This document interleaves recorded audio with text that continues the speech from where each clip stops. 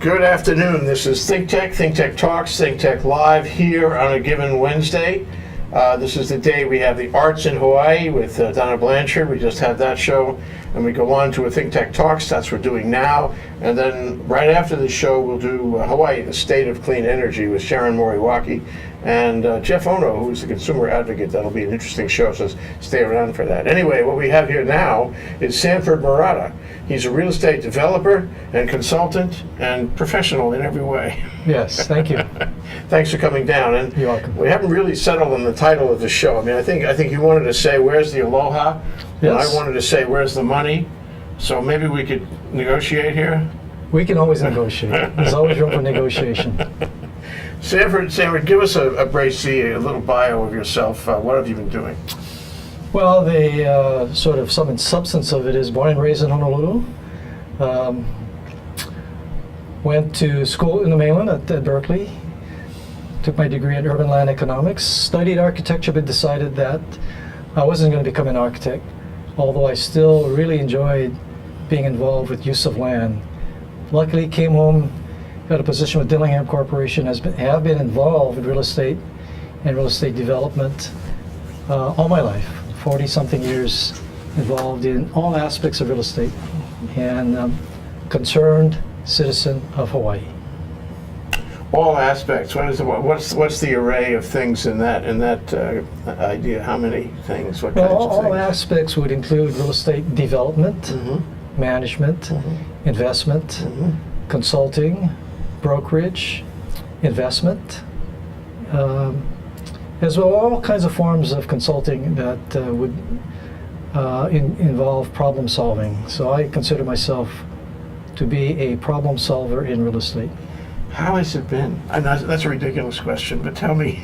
I really would like you to answer how has it been? How has it been being involved in real estate in a state which has focused on real estate for all these years, a state which has built itself up since statehood, all are blossoming around real estate.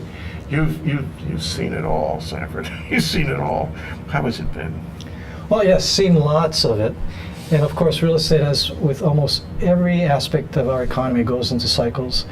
And we've experienced, probably in my time in real estate, 3 to 4 real estate cycles, meaning high highs and very low lows. How has it been today? Luckily in Hawaii, since we didn't have an overabundance of real estate product, we are okay.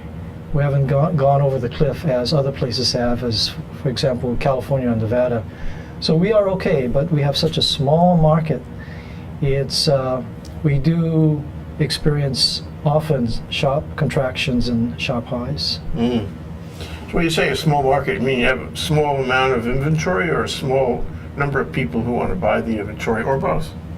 No, it's all of the above. It's a small market in terms of inventory. The size of the market is small relative to other places. Well, we're a very small community. We are 1.3 million population in the state, which is real small relative to other places. So just the size of the place, the size geographically and population-wise, the size of opportunities for products to buy, products to develop, products to sell, is relatively small. However, because Hawaii has a romance to it, the romance of Hawaii attracts a lot of people who buy things in Hawaii, not so much for money or economic reasons or investment returns, but because they love the place. Mm-hmm. Trophy Properties. Trophy. Yes. Well, it's you can break that down, because some of them really love the place, and some of them love the idea of trophy Yes. in a place that everybody else loves. That's right. Yes. Yes. Both. Well, okay. I mean, I think you are a very interesting guy in a very interesting time, because if you look back down the trail, you see there are periods of great growth, and you see there are periods, as you mentioned, where we had dips of one kind or another, and now we are looking forward to, I don't know what, I tend to think, tell me if you agree, that it's a new time now. This is transformational, and maybe somehow it's around, Kaka'ako. That it's not going to be exactly the same anymore. The players aren't going to be the same. The way investments are handled, the way the market is handled, sales, the people who buy, it's going to be different. Am I right, or is it same old? Well, from the perspective of principles of real estate, it's the same thing. The principle of real estate in terms of an investment is fairly straightforward, fairly simple, and almost never changes. However, we're having structural changes in our world, national, and to some degree island economy. What we see in Hawaii, because we are so small and because we're so isolated, is when others outside of Hawaii take an interest in Hawaii, then structural changes could occur. We saw that with the Japanese and the Japanese bubble in the 70s and 80s. And that's bound to happen again with the booming population and economy of China, and to a lesser degree Korea, who have probably more Asian investors coming into Hawaii and either building or buying product. And that's, I think, continue to grow. So that's an opportunity, but something we have to be very careful about, because as with the Japanese, it could have adverse impacts on the economy as well. Yeah. Well, just ruminating about this, it strikes me that each time we've had waves of investment, some people made money, but socially and as a community, maybe we suffered also. Yes. I remember when the Japanese came in, and as a wave of investors, they said, we're in it for the long haul. Don't worry, we're not going to raise prices. And yet they paid trophy prices for everything. They paid more than they really needed to pay, actually, many times.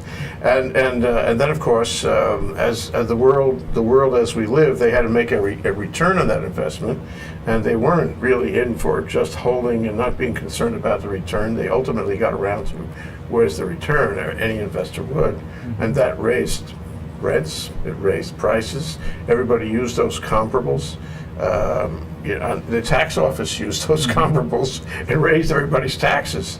And so the result is that the common man and woman, if you will, they, in Hawaii, local people, they had to pay more. And so we suffered. We suffered by virtue of that. I mean, there were people who made money, but there were a lot of people who suffered. And every time, see if you disagree, but every time we have a wave come in, whether it's the Japanese or the Koreans or the Chinese, we are going to suffer that experience, don't you think? Yes, well, that's a paradox, the paradox of real estate, and maybe the paradox of paradise. Paradox of paradise. Let me write that down. You heard it here on ThinkTech. Well, the paradox is this, yes. There are various aspects of anything that impacts Hawaii or any small place in a significant degree. On one hand, as with investors who come to Hawaii and compete for product, it drives prices up. So if you take residential real estate. So as people come in and their prices outside of Hawaii are much higher, so they look at Hawaii as a bargain, and they cause prices to rise, which then has a negative effect on the locals who cannot compete at those price levels, which are being driven upward artificially, not because that's what it's worth to people who actually live, work, and are citizens of Hawaii. Yeah. On the other hand, though, you could say that many investments that have occurred in Hawaii have helped Hawaii. And whether it was jobs for the construction worker building a hotel, as an example, a very simplistic example, that certainly had some kind of positive effect. The problem is it's not long lasting because we go into cycles. So how do we ameliorate that? We need to broaden our base. We cannot rely on the few things that we have relied on for forever. Military spending, defense spending, previously sugar and pineapple, more recently the tourist industry. We need to diversify, and that's where I think we can count. If we can have people come from the outside, invest in Hawaii, and invest in things other than those traditional legs of our economy, that could help Hawaii a lot. I love this conversation. I have to admit it. The magic word, and it really takes me back to I never knew John Burns very well, but I've been watching George Ariyoshi still today. And, he talked about diversification. He talked about the tech industry. He talked about globalism, too, which is, in a funny way, that's like related, kissing cousins to diversification is being globally conscious and all. And so that goes back to, the early Ariyoshi days, actually, when he espoused those values. But we go through this kind of cycle where we talk about it, and we don't do a whole lot, and we forget about it, and then we talk about it again. Yes. And it's the myth of Sisyphus. You keep Yes. climbing the hill, and you can't get to the top. You just actually never get to the top. We're paralyzed against actually doing it. And so the question I put to you is, let's assume that Ariyoshi was right. I think we both agreed that he was right.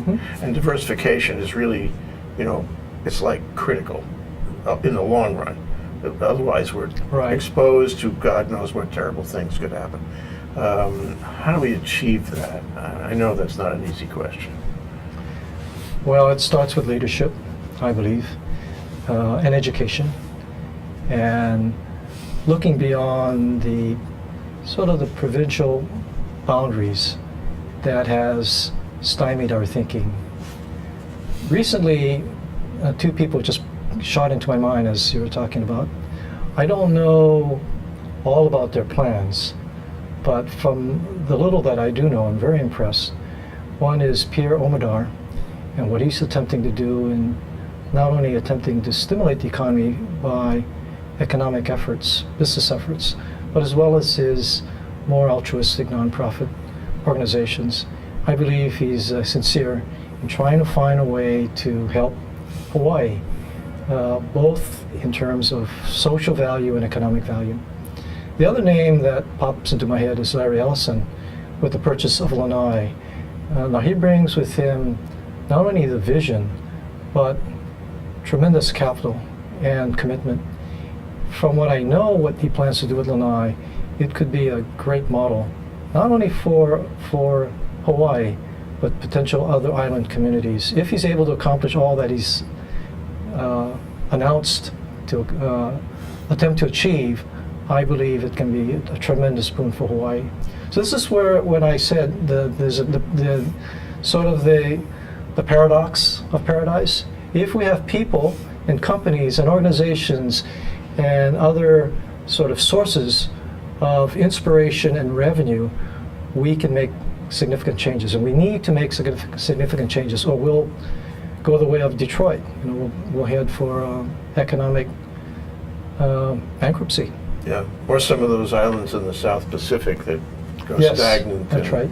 Exactly. And then they're finished. Short story, if I may. When I first came out here, my boss, who was in the Coast Guard, I was in the Coast Guard under him, said, you have to go to Japan to understand Hawaii. So he sent me to Japan. I don't know, it's C-123, which was really a very old World War II plane where the rivets popped out while you watched. It was falling apart. Anyway, we traveled, we island hopped all the way to Japan, and we stopped in Wake Island. And Wake Island was a small island, and it was an FAA facility then. And there was I'm blocking on his name, Olson, Reverend Doug Olson, who was the spiritual leader of the community at the FAA installation in Wake Island. And he was a great leader. Everybody liked him and all that. And he explained to me, and I never knew until then, it was Travelers Broadening, that islands are different. Yes. The sociology of any island is different.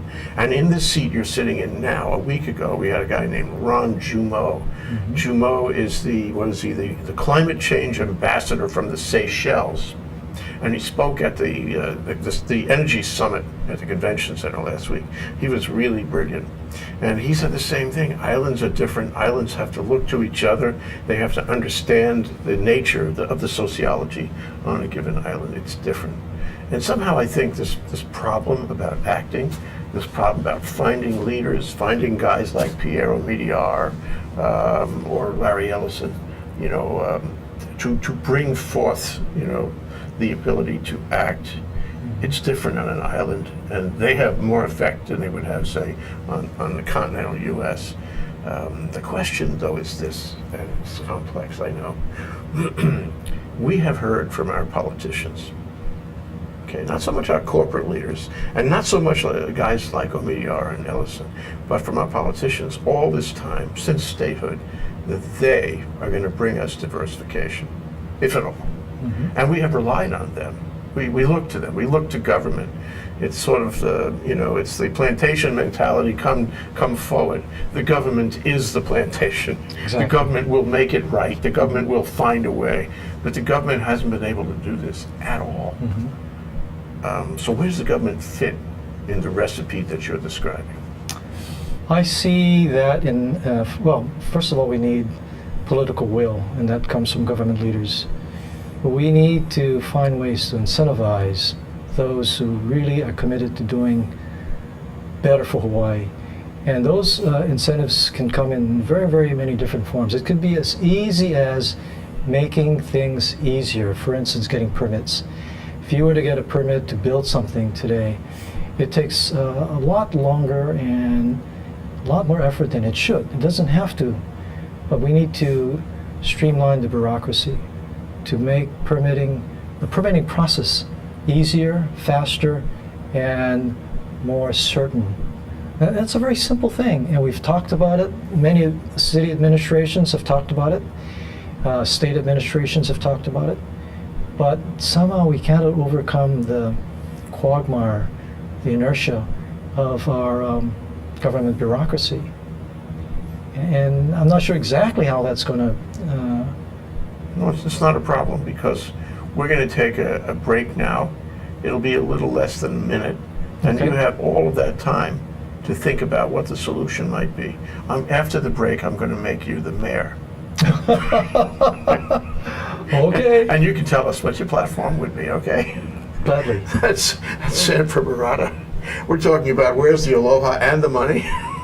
Sanford Murata is a real estate developer, a consultant, and professional.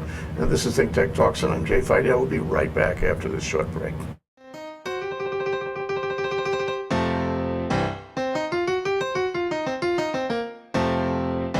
I'm Bill Spencer, president of the Hawaii Venture Capital Association. We do monthly luncheon programs with ThinkTech about things that matter to Hawaii entrepreneurs, investors, and business service providers. So join us on the fourth Thursday of every month at the Plaza Club. For information about upcoming events or to join our mailing list, visit hvca.org. See you there.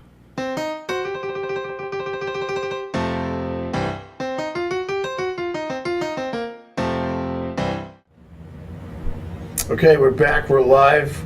We're at ThinkTech. We're talking to Sanford Murata, real estate professional for many years, who knows the territory, and who, specially for this segment of our show, we're going to make him the mayor, hypothetically. Okay. So now you're the mayor, and the charge is trying to find a new paradigm to let, organic, natural, diversified growth happen in Hawaii, or at least in Oahu. What do you do? Okay, well, that's a awesome charge. Because you have to build into this the fact that everybody who's wanted to do it has run into some kind of obstacle and hasn't been able to do it. Okay, so let me begin with a story. My dad used to tell me this story many, many times, and it got to the point where I started to wonder, why was he telling me this story? But only now in my later years have I figured it out. My dad came to Hawaii when he was 5 years old in 1901. He grew up in Kealia, Kauai, which is on the northeast coast of Kauai, a sugar plantation where his parents were sugar workers, recent immigrants from Hawaii. He and his boyhood chums used to go up the Kealia River into the Kealia Valley to play. I would guess he probably was around 10 years old. And they would always walk by when they crossed the river, according to his story, a Hawaiian home of Native Hawaiian family. And no matter what time of the day it was, when the family saw the boys coming by, they would cry out, "Paina." Paina in Hawaiian means meal. Sometimes it means small party. And they always offered my dad and his friends dried fish and sour poi. It could have been any time of the day, very modest amount, and my father and his friends stopped and had dried fish and sour poi. And that was the end of the story. And I heard that story many, many times. But not really thinking too much about it then being a story, reflecting his childhood. But what really the story was teaching me, what he was teaching me through the story was the idea of aloha. And therefore, when we began the program, I asked, where is the aloha? So fast forward to today, and I'm now mayor. So where's the aloha? What's happening in a community, I believe, is there's a lot of naysayers, and there's a lot of polarity in the community. Unfortunately, much of it is brought by newcomers who come to Hawaii, and now that they've purchased their piece of paradise, they want to shut the door or draw up the bridge. When others want to do something that could help the community, revitalize the community, bring some kind of economic opportunity for the folks who've been there for multi-generations, who don't have an opportunity to buy a piece of paradise because they don't have the wherewithal, they're locked out. So we need to change that paradigm. So as mayor, what I would do is attempt to find a way to communicate to everyone that we need to think about what's the best for the greater good.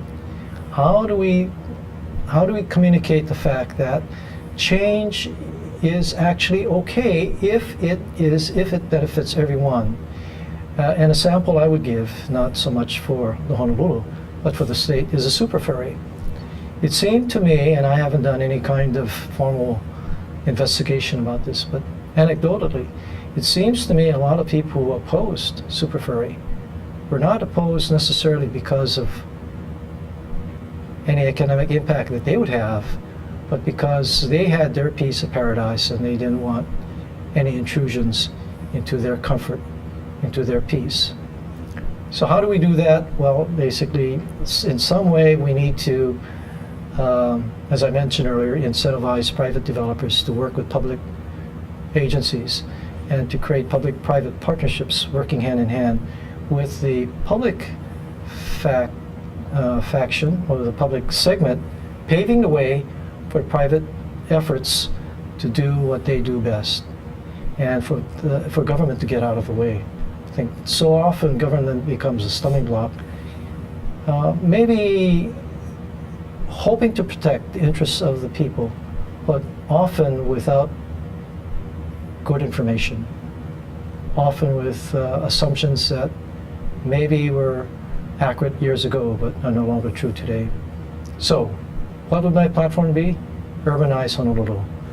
In other words, I'm a great supporter of making Kaka'ako the heart of our city. And in order to do that, we need to go up in the air. We need to have high density, high-rise residential, which then allow us to not have to pave over the rest of paradise. Keep building where we can build to save lands where we shouldn't build. That would be a real strong platform if I were mayor. Okay, God, you raised so many interesting issues. I do want to talk about Kaka'ako, but before that, I want to get back to what I call insular drift, which to me was revealed for the first time in Super Ferry. Yes. Super Ferry was such a cold bath in the sense that, how could people, shut out the other islands that way? How could they want to disconnect islands? Don't come here. I don't want you here. Right. And it was really nothing more complicated than that. Although you wonder why anyone would take that position, and it represented something much more than the super ferry. It was an attitudinal thing that had somehow been there. It had always been there, but it was revealed. Right. And now similar things. For example, the inter-island cable. Mm-hmm. It's not that much money, honestly. Mm-hmm. And yet there are people who oppose it, even though it would bring the island together. It would allow for equalized rates, which would be such a wonderful thing for our state. But there are people who oppose it. I hope you're not one of them. You might be one of them. If you are, you'll tell I'm me. all for it. Okay. But I mean, to me, anything that brings the islands together is a good thing, Yes. because we are stronger when we are tied together. We are stronger when we work together than, e hana kako, when we're doing it together. I'm so, it's a cold bath when you find that people don't agree with that at all. Mm-hmm. They want to go into a hole somewhere and stay away, and it hurts us at a number of levels. One is it takes that aloha away that your father found, in the early 20th century. When I came here, which was in 1965, there were paina everywhere. And Right. haole, I was a haole guy. I was in uniform. How terrible. And yet, I was invited to parties by local people all the time. And I loved that, Doesn't happen these days. It doesn't happen, sorry. You'll find it in places like Lanai and other small communities. Yes. But I want to see the state come together. Yes. And I want to see people, interested in the greater good, speaking for the greater good, as I thought they used to. And so what I get out of this, if connect the dots, we're actually on a trajectory that takes us further away than where we were toward, emerging as a state that's got its act together. I think we're less, getting our act together now than we were, say, at the time of statehood. Am I right? What do you think? Absolutely. Well, let me go back to the Aloha story. And that is, if we are mindful of the fact that everyone and or their ancestor in Hawaii came from someplace else, we will embrace the idea of working together. What I'm saying is, often people feel a certain ownership of their place, their community, and they guard it zealously, and often for right reasons, but sometimes for bad reasons, I think, in that we shut out new ideas, we shut out newcomers, we shut out opportunities for others to enjoy the place that they came and love, but won't allow others to have that same opportunity. And so go back to Super Ferry, linking the islands, okay? So let's take this as an example. Let's say there's a catastrophe, as we found out with Iniki and the destruction of a neighbor island. And let's say that they needed services, goods, materials, food, and other life-saving materials right away. And let's say that for some reason our airlines could not help. Just one. Yeah, one airline today. For some reason, let's say we had fuel shortage and they could not make it to another neighbor island. Wouldn't we be served if we had a super ferry that could go from Honolulu or from another island to the island in distress and provision that island? The paradox of Hawaii is we're surrounded by the ocean, but we do a poor job with how we use our land. How we use the water near our lands, our coastal lands. We used to travel, not me personally, but the Hawaiians before us, inter-island by canoes, and then after that by sailing ships, and then after that by ferries and barges and other forms before airlines became a viable form of transportation. Why don't we go back there? Why don't we use ocean transportation to help connect our islands? Very simple thing. So why would anyone oppose super ferry? That's the kind of thinking that is real small-minded, somewhat provincial, and somewhat on Aloha. We need to change that approach. We need to change that attitude, as you suggest. We're going to take a break, but I want to leave you with this cliffhanger question. We lost Super Ferry. It went down in flames. It went down to the bottom like the ancient mariner. But since then, it's been, what do you want to call it, damaged goods politically. Too hot to handle. And so I want to make you governor. Right, I do. Right after this break. And what would you do to get the cast off that and try to bring it back and take our legacy and make it into our future with island ocean travel. We'll be right back after this break. That's Sanford Murata, real estate developer, consultant, and professional, and we are really having a wonderful conversation here on ThinkTech Talks on a Wednesday. We call it Where's the Aloha, and maybe also we got to get to this, where's the money? We'll be right back. Aloha, this is Jay Fidell. ThinkTech and the Hawaii Venture Capital Association put on monthly luncheon panel programs at the Plaza Club here in Pioneer Plaza. Our program this time is on September 26th. It's called Solar in Hawaii. We're going to examine the solar industry and see what's in it for the long haul.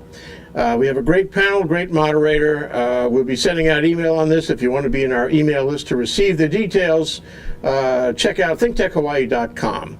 In any event, you can sign up for the program at hvca.org. Thanks. See you there. This is Jay Fidell. Mahalo. Okay, we're back. We're live. We're here with Sanford Murata, real estate professional over many years. And we're doing a ThinkTech Talks on the subject of where's the Aloha and also maybe where's the money. And to just try to crystallize the thought that we were getting to before, and that is, we have these things we need to do. We need to do inter-island ocean travel. We need to connect ourselves up. These things could be done by private industry. As you mentioned, they could be done by Larry Ellison or Pierre Omidyar. But they are essentially, and in other places, they are often government things. Mm-hmm. And what has happened in both the inter-island cable, which is still a possibility, and the ferry, is that individual organizations tried to start these initiatives with private capital, and they ran into government resistance. Now, the irony about that is maybe the government should have done these things in the first place, with government money and government initiatives, and the bureaucrats could have actually done the job in both cases. So instead of doing the job, they resisted what the private citizens were trying to do. And now, after the private citizens have essentially been stopped, the government doesn't do anything because it's too hot to handle politically. So just for a moment, I make you governor. Okay. Fix it for me, can you? Well, I'm much less inclined to have government be the leader in terms of let's say ocean transportation as an example, in terms of creating that ocean transportation company or operation. The reason I believe that is because often government is not incentivized to achieve success. The entity that is incentivized is private industry in terms of making a profit. So government can incentivize private industry to cause that to happen. To a certain degree, we need to have people involved who have an altruistic attitude about the way they use their capital. And it's all about, as you say, where's the money? So let's follow that track. Where's the money? What I'm really concerned about in Hawaii is we have not taken extremely careful and cogent look at what we can afford to do. In real estate, we call it a financial pro forma. We build a forecast of the potential results of the project that we are undertaking to see, one, can we afford to do it? Secondly, can we attract investment capital and lenders to invest in the project because it's going to produce sufficient return not only for the developer but for those who are involved financially, be it lender or equity investor. We need to have a master financial pro forma for the state. So as governor, what I would do is create that master financial pro forma, make sure that we have all aspects of our economic segments represented. What can we afford to do? Where is it going to lead us? Is it going to lead us into a quagmire, into financial disaster? Or is it going to be an investment that's going to have some kind of reward? Can we invest in ocean transportation, as an example? that will not only help the community, but also will give some kind of return to the people who are doing it. Because people in private industry basically do what they do because there's a profit. Sure. Nothing wrong with that, right? Sure. It works best. We've seen that over the civilization in general. That's right, exactly. Right. I mean, without profit motivation, we would probably not have Ford. So you would try to incentivize private capital to Yes. come in and handle these projects. Yes. Both, whatever big projects there are, the undersea cable and the super ferry, and now on the other hand, remember in the case of super ferry, there was private capital, but they kept running into these brick wall problems. Now some of them were government created problems, but some of them were their own problems, and at the end of the day, they were toast. How would you make an easy path for them? Would you take any steps to make an easy path for them? I think the big problem with Super Ferry was communication, or lack thereof. And that to me is a giant important element in achieving anything, anywhere, whether it's done by government or private industry. You need to communicate with all stakeholders what you're doing and what its impact is. I'm going to share a quick story, again, dad story. So when I was we can handle it. So when I was about fifth grade, our class was assigned a paper to write on any topic. So I went home and I said, Dad, I really need to write a story about something. What should I write about? So as Dad liked to do, it's always in the form of a parable. So he said, well, picture 4 smokestacks at the corner of a square, and for wherever you stood, you could see 2, 3, or 4 smokestacks. Every view has a different result. So what we need to do as a community is to share all those views with everyone, communicate it clearly to say, okay, yes, these are the consequences. Some of it may be negative, some of it be positive. But if the positive overbalances the negative, why wouldn't we do it? And to me, that's where government fails in good public discourse. Not only government, I think private industry fails in that respect. We need courageous business industry leaders to get up and say, and point out the wrongs and how to make it right, or to give inspiration to finding ways in which we can improve the community by investing in those kinds of efforts, obviously with some profit motivation, but with some idea that it's going to make us better and therefore everyone's going to benefit. Very powerful. And I think the operative word that I just heard, I think I'd like to track on that is for a moment is courageous. Because sometimes you need to do that because you have a debate, you have both sides of the question. You could go this way, you could go that way. Rationality tells you to go this way, but then you have the naysayers, and that locks you up. Right. So you do nothing. Yep. And so instead of taking any positive step anywhere, you just get locked up. Yep. And not to say that we're getting locked up now, but we are going to have a short break.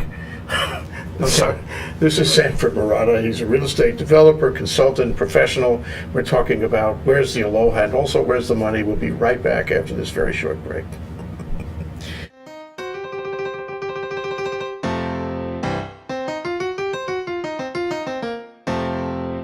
I'm Bill Spencer, president of the Hawaii Venture Capital Association. We do monthly luncheon programs with ThinkTech about things that matter to Hawaii entrepreneurs, investors, and business service providers.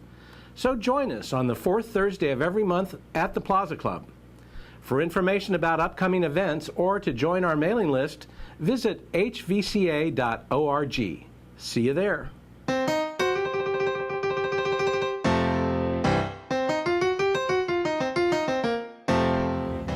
We're back. We're live. This is ThinkTech Talks. I'm Jay Fidell, and with me is Sanford Murata, real estate professional. We're talking about where's the Aloha and where's the money, and we're having a wonderful conversation, I must say. So, Sanford, going back to the issue of courage. Courage, sometimes you wonder where it is, and I guess I would ask you, how do we find courage? How do we encourage courage? It sounded like a poem. How do we deploy courage to get past these obstacles? Well, that's an excellent question. I believe human behavior is driven by values. So how do we teach values? Of course, it traditionally comes from parents to child. I want to reflect back, since you made me governor, reflect back on an outstanding governor, Governor Burns. And he said that we have a subtle sense of inferiority in Hawaii, and we need to kind of overcome that inferiority. So where does inferiority come from? I think part of it is because we had a large Asian population, and so with that population comes that cultural trait of holding back. It's kind of staying below the radar, so to speak.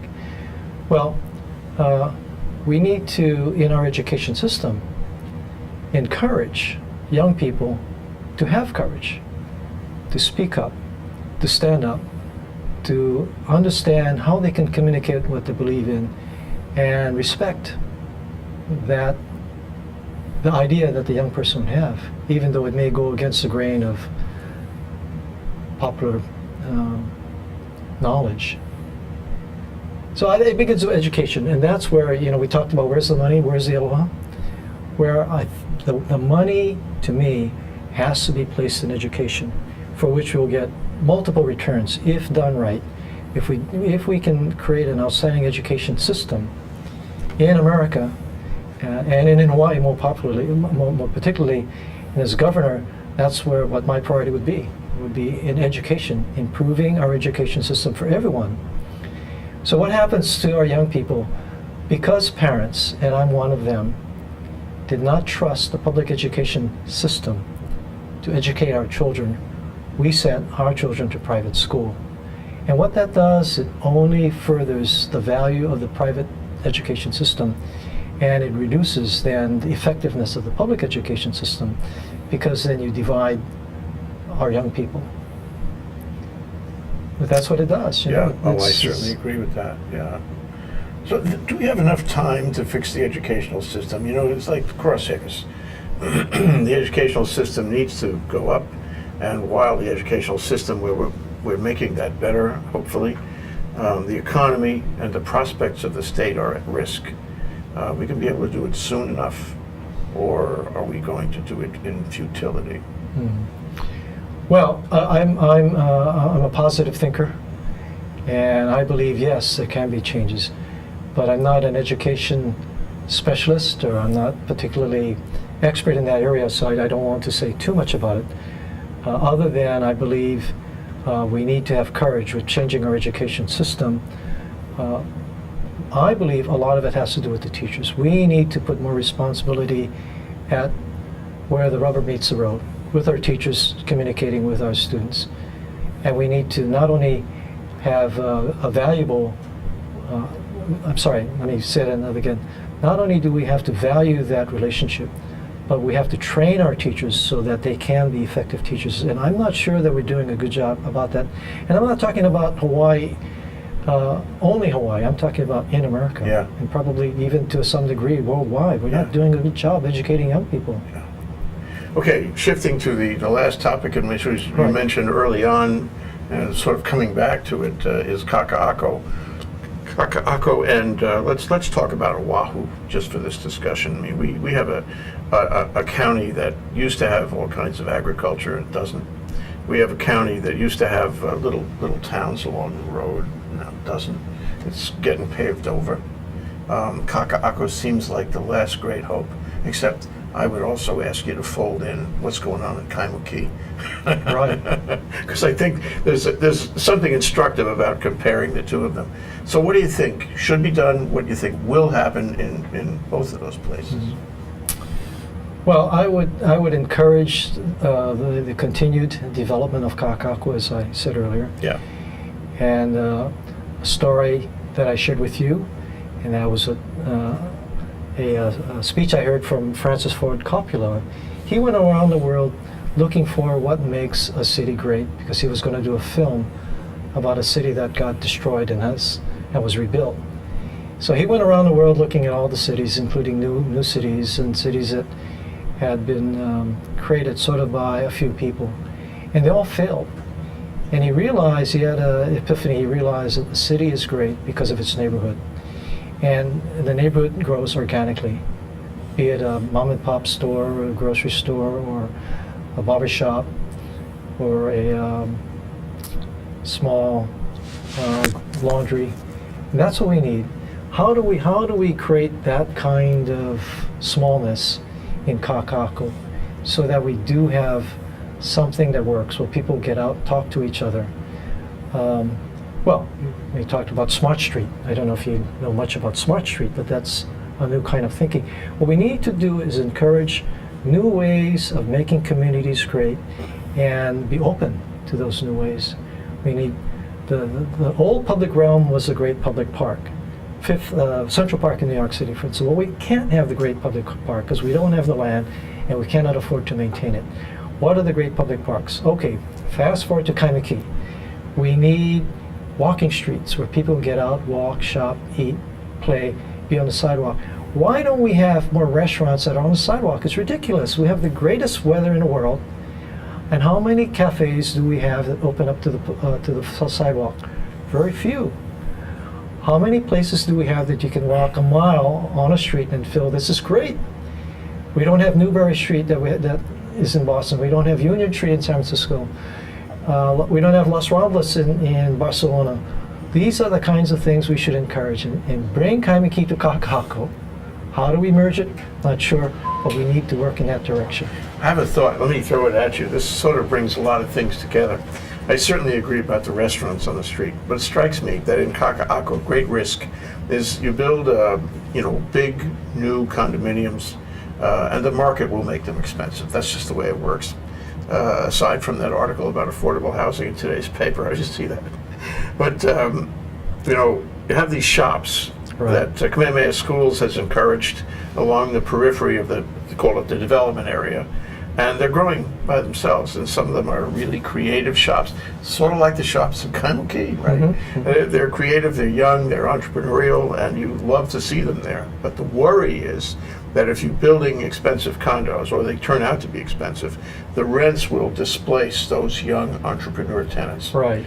And so, just a wild idea, but it would be really valuable to take some steps not to displace them, to not raise their rents as the value of the developed properties goes up, to hold them. I don't want to say rent control, because that could be a dirty word, although it was successful in New York for a long time. But some kind of control on retail rents, because it's kind of an amenity to the neighborhood. And I always feel it's a shame to see a high-rise building with retail space empty, because the real loser is the tenant, the office tenant in the building. You want that space to be full as an amenity to the tenants around it. That's right. And so, any ideas, any thoughts about that? Well, sure. So we want the place to be vibrant, right? We need to activate the street. We're not going to activate the street with only having high-rise condos and high-rise parking structures.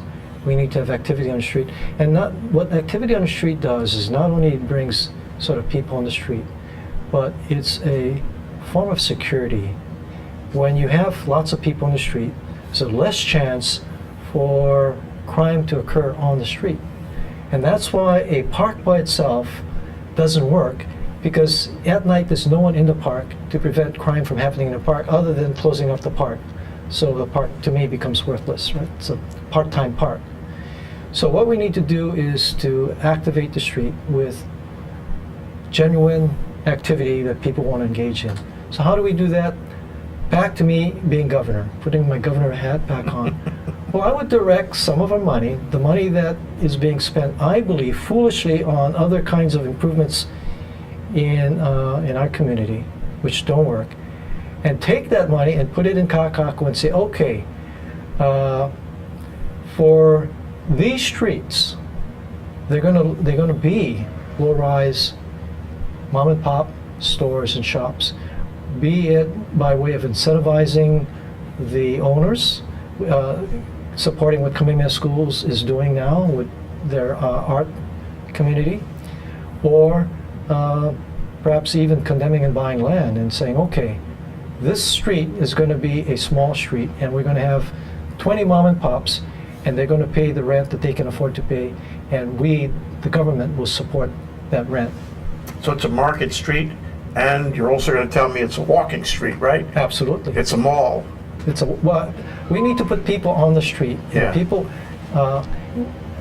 People need to walk in and out of places to make the place work.